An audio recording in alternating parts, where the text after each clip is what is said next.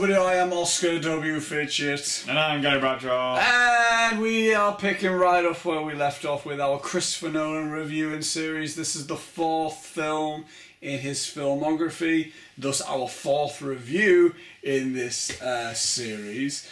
And this is the 2005 film, Batman Begins. And the plot to Batman Begins, according to IMDb, is after training with his mentor, Batman begins his fight to free crime-ridden Gotham City from the corruption that Scarecrow and the League of Shadows have cast upon it. League of Shadows. After the second time watching it properly now, on Blu-ray, I actually love this film. Because it's a mixture of everything. It's the origin story was well taught. The soundtrack was fantastic. I don't think there's a scene in this film where it hasn't got at least one type of soundtrack in this film.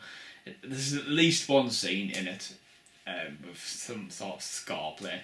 And the score does not disappoint either because it's James Newton Howard and Hans Zimmer. The actors in this film, you got Michael Caine. Not Michael Caine, it's Michael Caine. I don't think he plays very great as often because he's sort of a father figure. Because obviously he's spoilers if you haven't seen any Batman films. Well,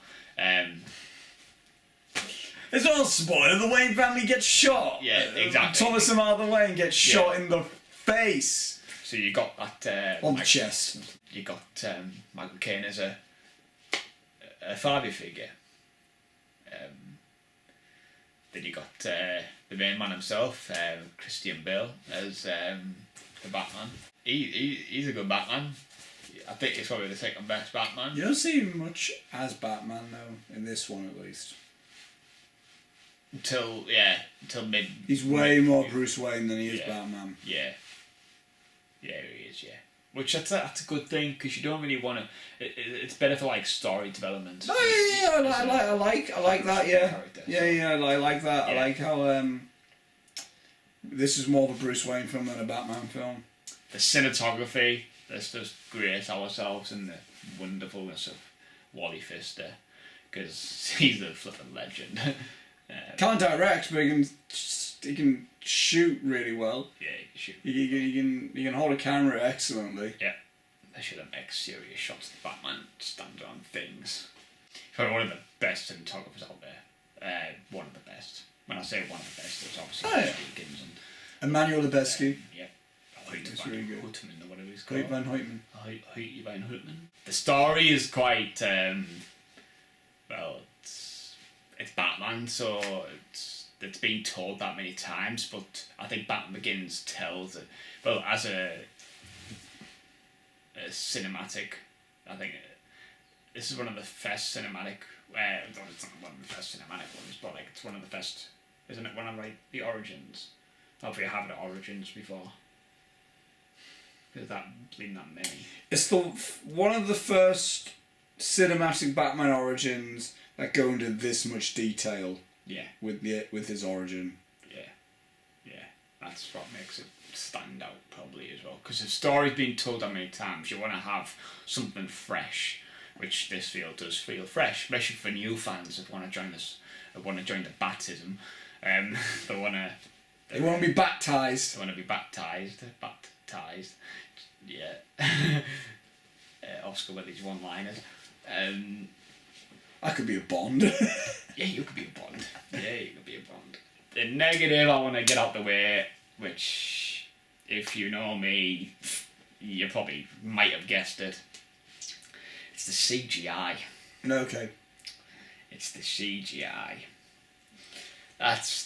If the CGI was more... if it was no CGI, it'd be even more brilliant film. But since there's CGI there, it's a bit disappointing, but it doesn't peel away from, it's still a good film. Even though the CGI there, it's still a good film. because I'm not one of these people that want to nitpick the film. Oh, the CG's there because it's rubbish. No, because of the CG. Nah. I'm not saying that. I'm saying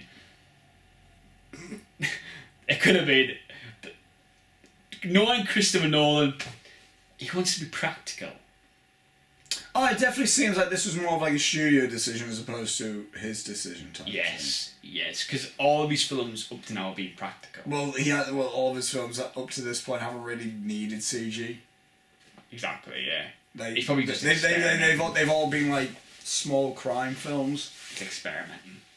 Well, it's probably that as well, yeah. It's an experiment. And I mean, it's only 4 films. If you kind of compare it to other superhero films around about this point, this is actually a way less CG than what was, like, if we're saying superhero films within the 2000s up to this point, a lot less CG. If you think about X-Men and Spider-Man, oh yeah, like that's what they could have went really wild with the CG in this film, but they didn't.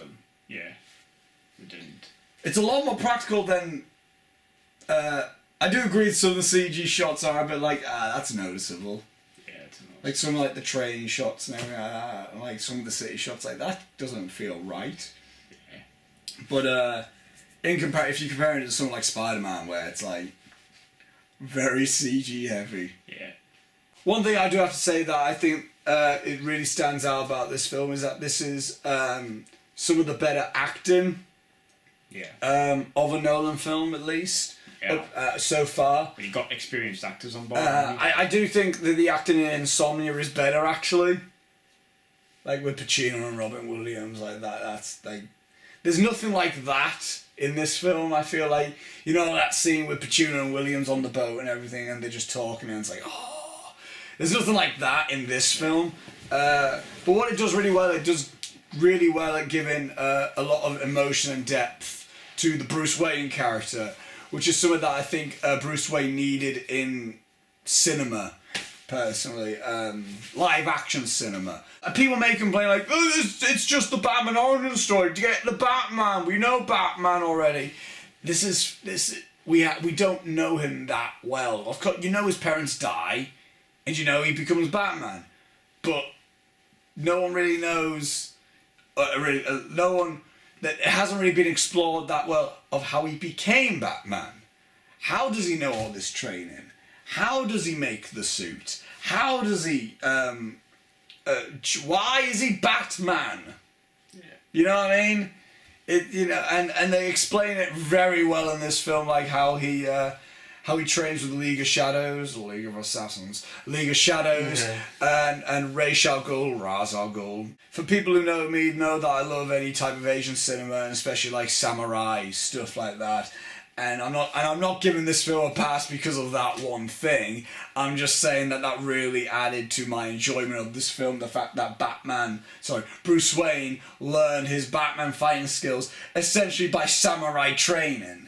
Like, I just find that really cool and interesting. Why he's Batman? Because he explains when Alfred goes, "Why bats?" He says, "Bats frighten me. I want other people to experience my fear." That's a great reasoning for it. Like, I mean, as much as I love Batman, probably up to this point, I was like, yeah, why Batman? And this is a perfect way to explain it. I think Christian Bale is definitely more of the standout performance in this film because it is his. It's about Bruce Wayne. I think he's really good in it. Liam Neeson's Liam Neeson in the film. Yeah. He's trying to find his daughter. Yeah. Well, this is before all that. He's very just straight faced, but he's good at being that type of thing. Again, Gary Oldman, he's good in it. We've got quite. Again, all the other performers, there's not much of them compared to Christian Bale, so it's way more of a Bale film, and he's an incredible actor anyway, so that's not a bad thing, and he does a great job. I think more so in this film than the other films, he does a great job at showing the three sides of Bruce Wayne. The Bruce Wayne that he puts on to everyone else, like the playboy billionaire. You know, like when he's got the two models around his arm type of thing. Yeah. He's like, I just bought the hotel. Like that Bruce Wayne. The real Bruce Wayne, the more tortured, like Bruce Wayne, who's very vulnerable in a way. And then Batman. One of my main negatives of this film is the shaky cam. I'm not a big fan of it. Yeah. And I did bring it up slightly in Insomnia, like, Wally Fistus again, but that scene works well for shaky cam, because you see bits and pieces of him, like, here, and then he fights a little bit. It's like, oh, is that Batman? Is that Batman? Like, who are you? And that's when we see Batman fully for the first time. And I was like, and he goes, I'm Batman. And that's really well shot, really well directed, like the reveal of that with the music build up, like, I'm Batman, dun dun dun dun dun dun dun dun dun. It's really cool and just invigorating, I feel. You can definitely tell this is Nolan finding his footing in big budget films, because his past 3 films have been smaller crime mystery films. No, and now he's with Warner Brothers. Now he's with Warner Brothers, and he's been given a big budget. He's been given another property, like a well-established property. You can tell this is him just finding his footing with this type of thing. Like, he hasn't quite got the camera work type of thing. You can tell he's really experimenting with the big swooping shots type of thing. Like, they're good, but they're not fully fleshed out yet. I don't think the film drags that much, I think, because there's so much happening.